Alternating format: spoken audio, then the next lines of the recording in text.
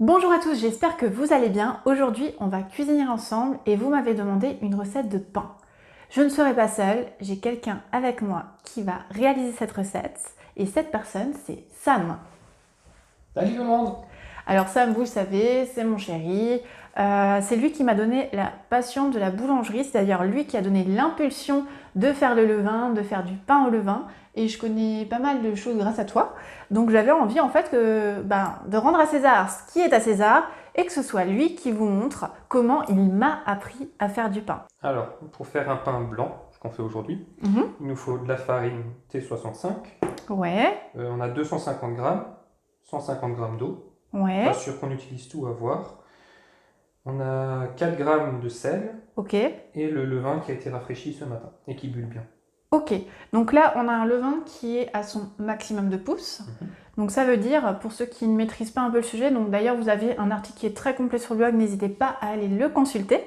Mais c'est tout simplement un levain qu'on a rafraîchi, donc avec un mélange de farine et d'eau, pour qu'il prenne du volume et qu'il soit bien actif. On commence par mettre la farine dans la cuve. Ok, jusque là tout va bien. À ça on va ajouter le levain. Donc nous on a un levain liquide. On a un levain liquide, donc un levain, pour rappel, qu'on a rafraîchi. Pour ceux qui aimeraient se lancer dans l'aventure du levain liquide, on a d'ailleurs une recette de levain liquide qu'on a tournée en vidéo, donc n'hésitez pas à la consulter avant de vous lancer. Donc je le mets dans la cuve, mais loin du levain, voilà. Et on ajoute à peu près les 2/3 de l'eau pour le moment. On va le mettre de l'autre côté, enfin côté levain. Tous les ingrédients sont dans la cuve. On passe au pétrissage. C'est parti. Donc on va pétrir la pâte pendant 5 minutes à vitesse très lente. D'accord. Ensuite on voit si on a mis assez d'eau en fonction de la texture. Ok. Et ensuite on repétrit à vitesse légèrement plus rapide pendant 10 minutes. D'accord.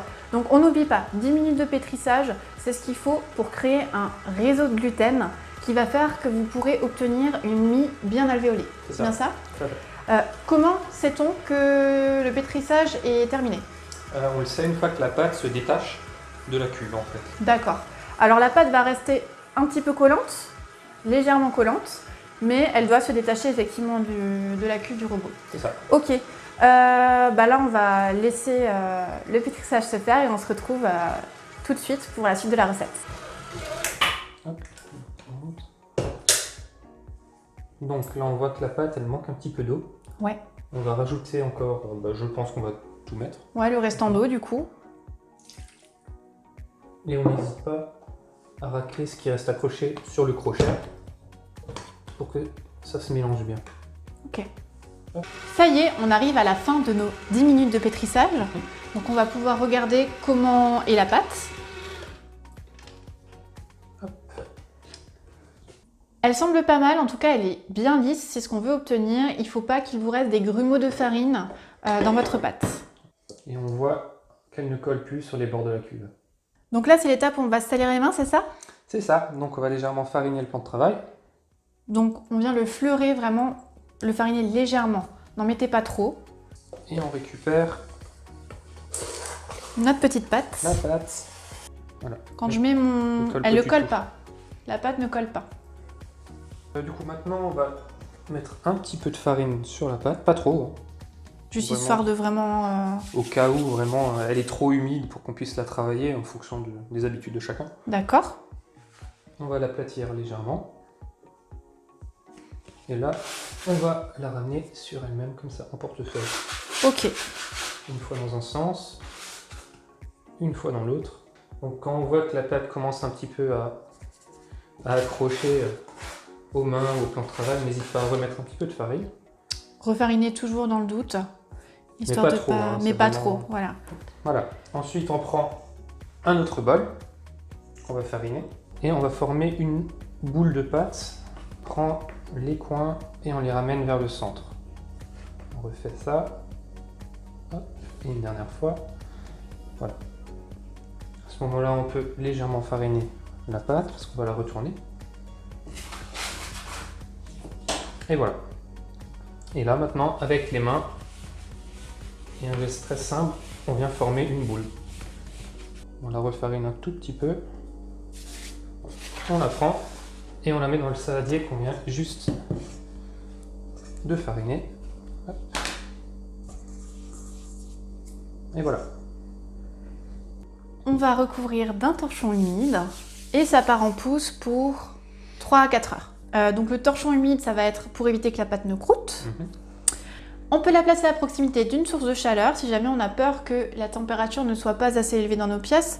Il faut que ce soit à peu près à 24-25 degrés maximum. Ok.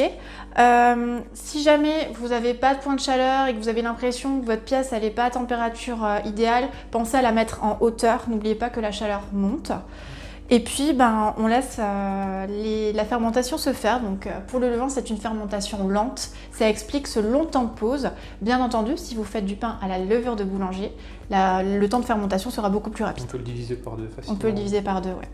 Donc, on recouvre et on laisse la pâte faire sa petite vie.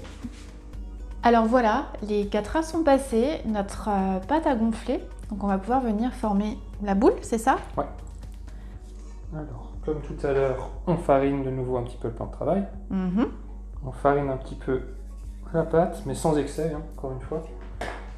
Et on vient tout récupérer en évitant de la déchirer si possible.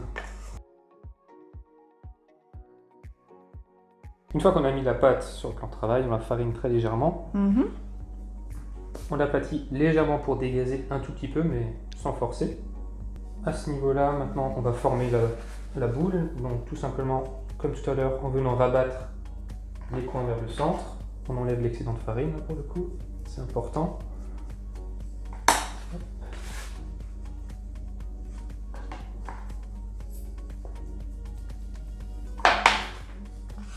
Si on n'enlève pas la farine, il y a un risque que la pâte n'adhère pas et que la boule s'ouvre de nouveau.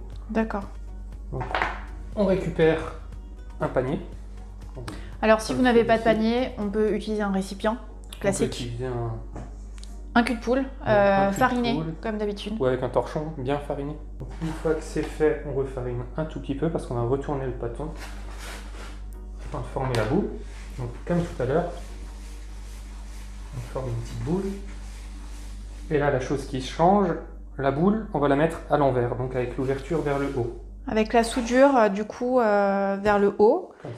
Et pour quelle raison?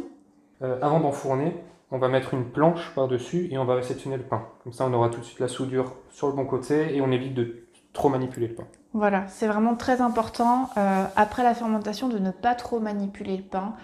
Pour le coup, encore une fois, On recouvre. On recouvre avec le De linge torchon humide. et on laisse encore une fois lever pendant une petite heure. Ouais. Et on enfourne.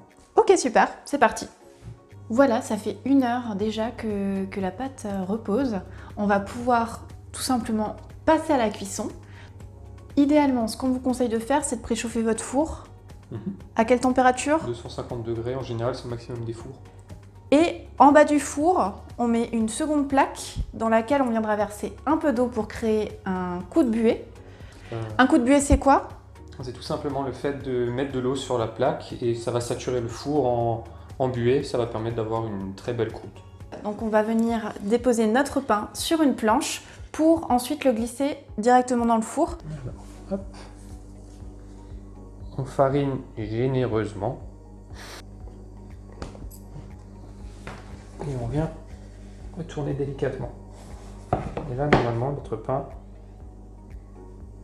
se démoule parfaitement parce qu'on a très bien fariné notre banneton. Donc oui, là, on va passer à l'étape du grignage. Qu'est-ce que le grignage? Ça consiste tout simplement à mettre 1 ou 2 coups de lame dans le pain, ce qui va permettre au gaz qui est emprisonné dans la pâte de s'échapper. D'accord. On peut faire ça avec une lame de rasoir comme nous on va le faire. Idéalement, ouais. Idéalement, donc c'est parce que ça coupe très bien. Par contre, si vous n'avez pas de lame de rasoir, pas de panique, vous affûtez très bien un couteau et c'est parti. Donc là, on va juste mettre 2 coups de lame en croix, tout simplement.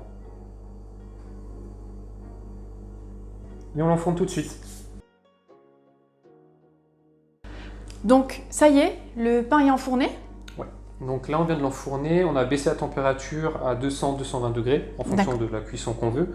Et on a aussi mis l'eau pour le coup de buée, faut pas l'oublier. Oui, il ne faut pas l'oublier, c'est vraiment ce qui va vous aider à avoir une très belle croûte. Voilà.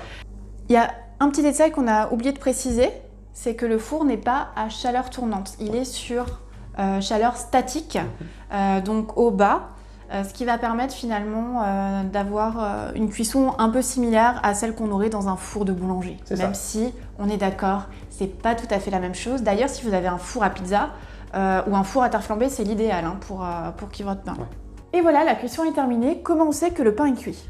Alors pour savoir si le pain est cuit, il suffit de tapoter en dessous. Si ça sonne creux, c'est qu'il est cuit. Ensuite, on le pose sur une grille et on le laisse refroidir tranquillement pendant une bonne heure.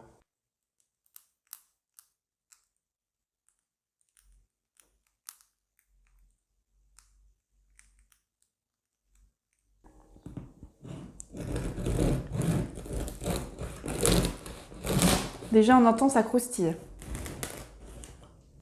Et voilà, vous connaissez maintenant tous nos secrets pour réaliser un bon pain au levain. C'est plutôt facile à faire, il faut juste s'armer de patience. Finalement, c'est les temps de repos qui sont les plus longs. En tous les cas, même si votre premier pain n'est pas parfait, il sera forcément bon parce qu'il n'y a que des bonnes choses à l'intérieur. Bon, maintenant on va vous laisser. Vous allez goûter notre petit pain. Ouais. Si vous avez aimé cette vidéo, n'hésitez pas à me laisser un petit pouce bleu. Ou à nous laisser des commentaires. Et surtout, abonnez-vous. Par contre, tu as oublié de dire que la recette, elle est sur le blog. Ah oui, c'est vrai. La recette complète est disponible sur le blog. À bientôt!